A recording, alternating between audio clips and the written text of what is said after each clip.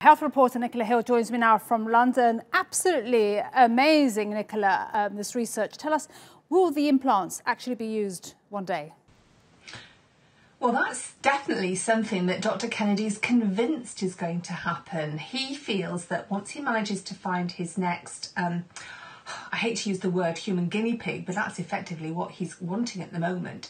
That is going to cost, say, $500,000. But he seems to think that, like with so many things, the first ones are very expensive, but if it becomes more commonplace, then it'll become cheaper. Now, he's crowdfunding for this first one. He's written this book, Unlocking Eric. There's a documentary that's being made about him at the moment that's going to be on Netflix next year.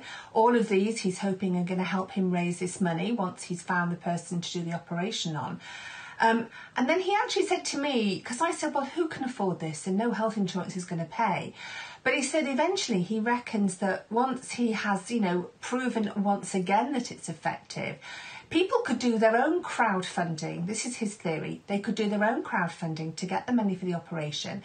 Then once they're able to communicate again properly, then they could set up businesses and they could earn the money to pay it back. I mean, I know it sounds very far-fetched to us, but as he was saying to me, and as the Motor Neurone Disease Association were also saying to me that, if you think 20, 30 years ago, would you and I be communicating in this way? You'd never imagine it. Our grandparents would never imagine the World Wide Web or anything like that.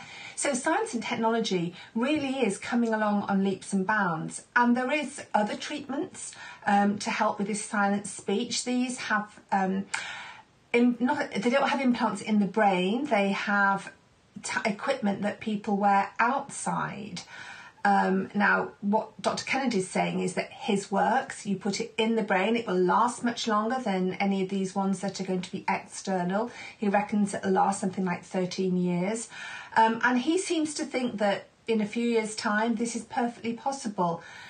He also, he is a man who's been working in this field for a very long time. I actually came across his work because I was doing some research into a story about mind reading, which is something that I hope to bring to TRT World eventually. He also seems to believe that by 2051, instead of us having to type into a computer into Google, our brains will be able to link to an information surface that's in the ether so that we can ask questions. Now, he says he won't be here then. He's 70 now, but I don't know, he might be. He's quite an amazing character.